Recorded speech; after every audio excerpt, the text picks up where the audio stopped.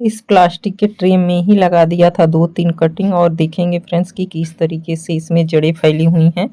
और ये ऐसा पौधा है कि जिसमें आपको फल भी मिलता है जो मिट्टी में लगता है, और इतना बढ़िया ये फूड है कि कहने को नहीं। और उसके बावजूद आप इसकी पत्तियों को भी है यूज कर सकते हैं। और ये देखिए अदरक आप 1-2 टुकड़े भी लगा दीजिए तो इतना बढ़िया एक से ही काफ़ी सारे अदरक आपको हार्वेस्टिंग को मिलेंगे। देखेंगे फ्रेंड्स, इस प्लास्टिक के ट्रे में हमने लगाया था स्वीट पोटैटो, और देखिए जितनी भी लाल जड़ें हैं इसमें, और इन सब में जो है स्वीट पोटैटो लगते हैं। अगर आप केवल 6 मंथ का जो है टाइम देते हैं इसको, तो बहुत सारे स्वीट पोटैटो बनकर तैयार हो जाते हैं। आप देखेंगे इसमें आपकी काफ़ी लगे हुए हैं, और मैंने इसमें पौधा लगाना था तो इसको पहले ही हम इस ट्रे को खाली कर रहे हैं, क्योंकि हम करीब 3-4 जगह ये लगाए हुए हैं। तो इस ट्रे में हम और पौधे लगाने थे, तभी आप देखेंगे कि किस तरीके से किनारे-किनारे हर तरफ लगा हुआ है। अभी आप देखिएगा कि किस तरीके से लगा हुआ है इसमें। और पहले भी हम काफ़ी सारे स्वीट पोटैटो जो है हम हार्वेस्ट कर चुके हैं अपने छत से, जिसमें किसी प्लास्टिक के ग्रो बैग में ही लगा देते हैं। इस टाइम बहुत अच्छा समय है कि जिस टाइम आप 3-4 कटिंग या स्वीट पोटैटो ही आप पानी में रख दीजिए, और उसमें आ जाते हैं, उसमें बन जाते हैं रूट्स, और वो आप फिर मिट्टी में लगा देंगे तो उससे भी आपके पौधे तैयार हो जाएंगे। नहीं तो अगर कहीं डालियाँ मिलती हैं तो ईजिली डालियाँ जो है करीब 3-4 इंच 6 इंच का ले लीजिए, और उसकी पत्तियाँ काट कर ऐसे ही मिट्टी में। इसके लिए मिट्टी बहुत भुरभुरी होनी चाहिए, जिसमें ये बहुत अच्छे से लगता है। आप देखेंगे कि किस तरीके से किनारे-किनारे इसमें लगा हुआ है, और ये अभी केवल 3 मंथ ही हुए हैं इसके।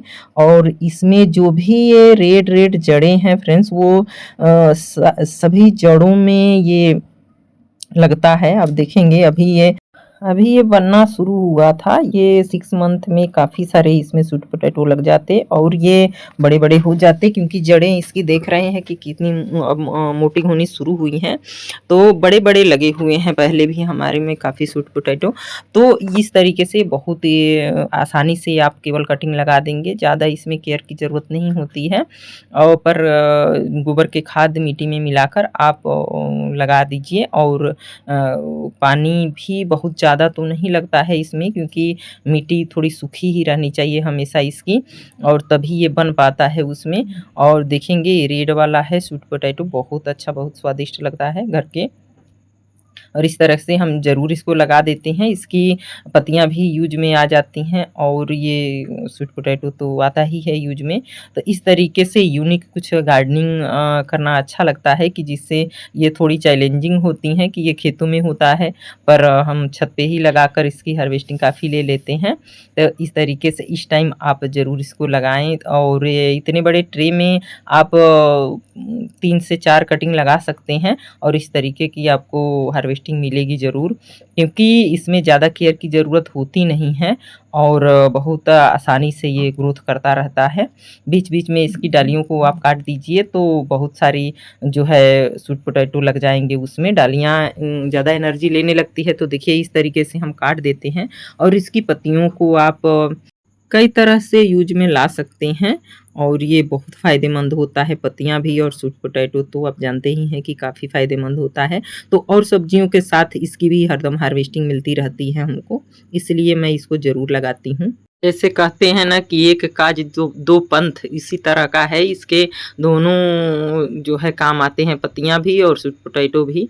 इस तरह से आप इस टाइप अदरक लगा सकते हैं। देखिए अदरक जो है 2 छोटे-छोटे टुकड़े काट कर हमने, और जो लगा कि इसमें से पौधे निकल आएँगे, तो उसी तरह का हमने 2 टुकड़े लगाए थे इसके।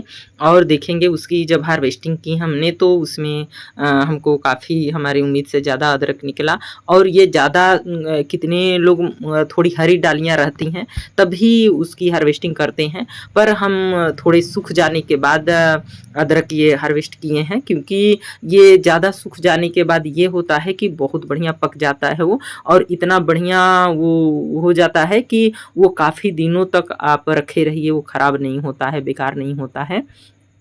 कच्चा ऐसे निकाल देते हैं तो वो जल्दी ख़राब होने का डर रहता है। तो इस वजह से हमने जो भी घर के अदरक लगाए हैं तो वो जो है हम सोचें कि अच्छे से ये बढ़िया पक जाए। तो इस वजह से हमने थोड़ा टाइम लिया और इसको तब जाके हमने इसकी हार्वेस्टिंग की। आप देखेंगे कि कितनी सारी डालियाँ 2 ही छोटे टुकड़े अदरक में बन गए ये, और इस तरीके से अगर 2-3 गमलों में लगा दिए जाएँ तो काफ़ी अदरक हमें हार्वेस्टिंग को मिलेंगे। और इस तरीके से आपको ज़्यादा अदरक लगाने की ज़रूरत नहीं है। इतने बड़े ग्रो बैग में आप 2 केवल लगा दीजिए अदरक के टुकड़े काट कर छोटे-छोटे, और उसी में से आपको काफ़ी सारे अदरक की हार्वेस्टिंग मिलेगी। वो भी शुद्ध ऑर्गेनिक तरीके से हम उगाते हैं, गोबर का खाद देते हैं, किचन वेस्ट का खाद देते हैं, कुछ लिक्विड फर्टिलाइज़र जैसे और पौधों का केयर करते हैं उसी तरह इसके भी उसी साथ में केयर हो जाता है, और काफ़ी सारे अदरक की हार्वेस्टिंग मिलती है। कुछ न कुछ लगा देती हूँ हर साल। तो इस तरीके से आप भी अपने छत पे ऑर्गेनिक अदरक की